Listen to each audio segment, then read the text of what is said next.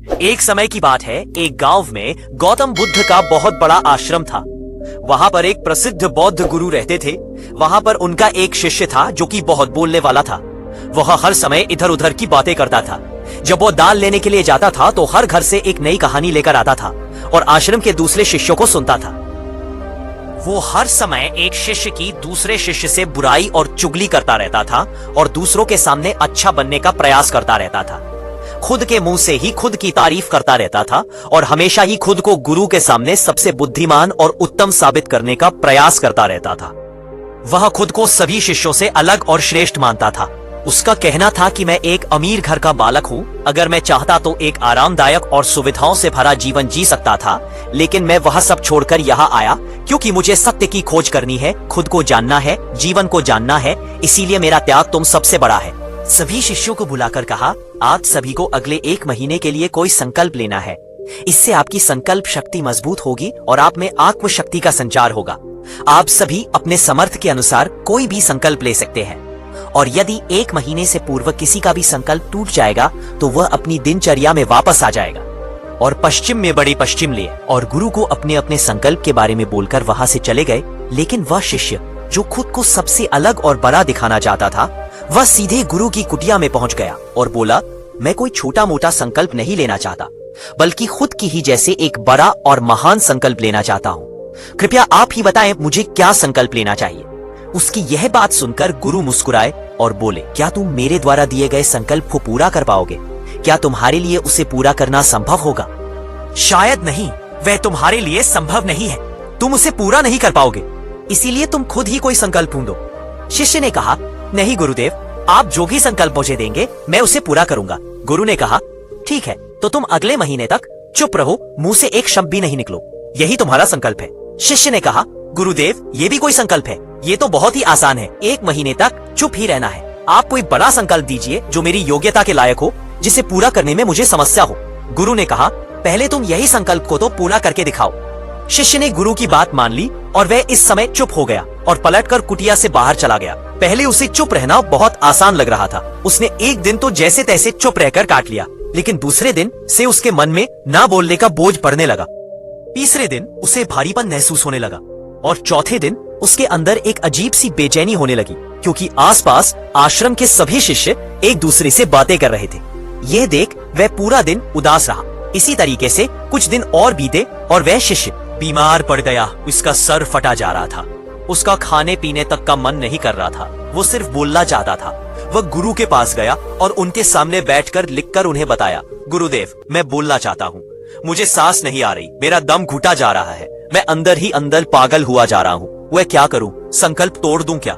यह पढ़कर गुरु मुस्कुराए और बोले, संकल्प तोड़ने के लिए ही होते हैं, लेकिन जो अपने संकल्प को पूरा कर लेता है वही अपनी आंतरिक शक्ति को बढ़ाता है, और जो अपनी आंतरिक शक्ति को बढ़ाता है वह समाज की कल्याण करता है।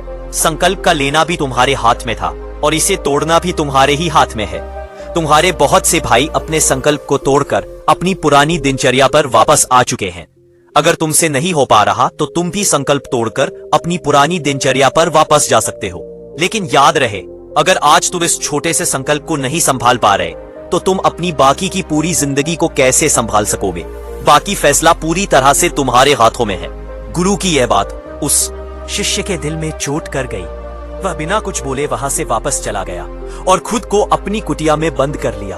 वह केवल अपने जरूरी कामों के लिए ही कुटिया से बाहर निकलता था, बाकी सारे समय कुटिया के अंदर ही बैठा रहता।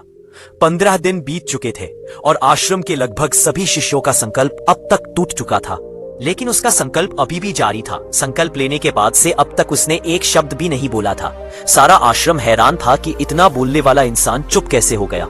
15 दिन बीतने के बाद वह दोबारा अपने गुरु के पास गया और लिखकर बताया है, गुरुदेव, मैं बाहर से तो चुप हूँ, लेकिन मेरे भीतर बहुत सी आवाज है, बहुत सी चीज, पुकार और शिकायतें हैं।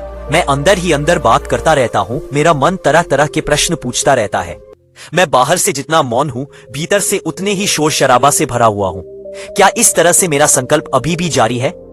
गुरु ने कहा, तुम्हारा संकल्प अभी भी जारी है, लेकिन जब तक लोगों की यह आवाज तुम्हारे कानों में गूंजते रहेंगे, तुम्हारा मन बोलता रहेगा, क्योंकि इसे तो आदत है बोलने की। तुम भले ही बाहर से चुप रहो, लेकिन तुम अंदर ही अंदर बोलते रहोगे।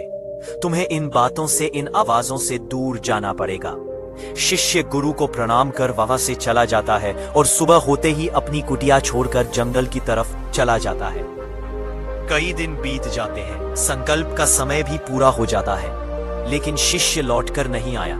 आश्रम में सभी को डर था कि कहीं उसको जंगली जानवर ने खा न लिया। उसे ढूंढने की बहुत कोशिश की गई, लेकिन वह कहीं नहीं मिला।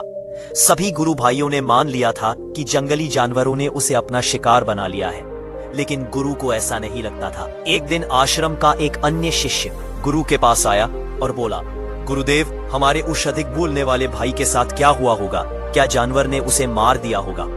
गुरु ने कहा, हो सकता है कि जानवरों ने उसे अपना शिकार बना लिया हो, लेकिन उसके न लौटने की एक दूसरी वजह भी हो सकती है। शायद उसे वह मिल गया है जिसके लिए वह गया था। फिर शिष्य ने पूछा, गुरुदेव, क्या ज्यादा बोलना इतना हानिकारक होता है? गुरु ने कहा, इंसान के जीवन के बहुत सारे दुखों में से एक दुख यह भी है कि वह कभी चुप नहीं रह सकता, हमेशा कुछ ना कुछ बोलता ही रहता है। सिर्फ हमारे बोलने के कारण हमारे आधे से ज्यादा दुख पैदा होते हैं। परिवार के अधिकतर झगड़ों की वजह हमारा बेमतलब बोलना ही होता है। हम में से कोई भी चुप नहीं रहना चाहता। हम बस सामने वाले को सुना देना चाहते हैं। जो भी हमारे मन में है सब निकाल कर उसके मन में बैठा देना चाहते हैं।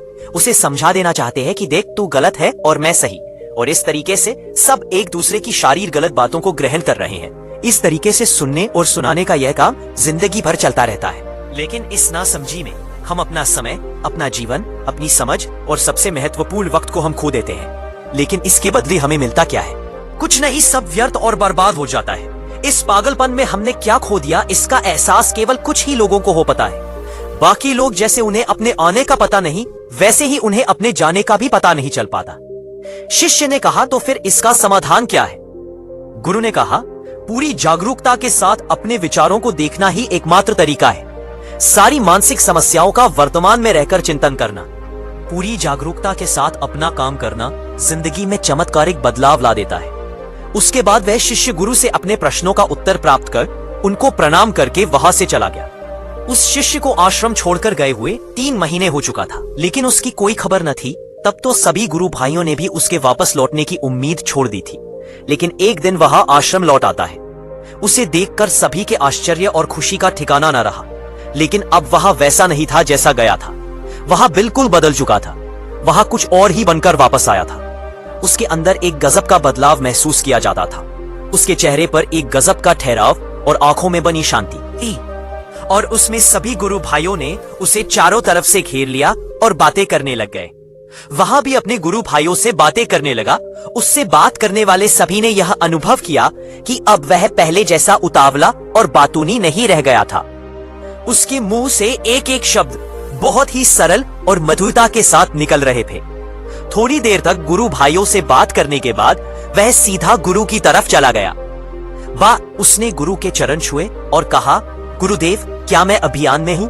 क्या अभी मेरा संकल्प जारी है? गुरु ने कुछ देर तक शिष्य की आंखों में बड़े ध्यान से देखा और कहा, हाँ, तुम अभी भी अभियान में हो।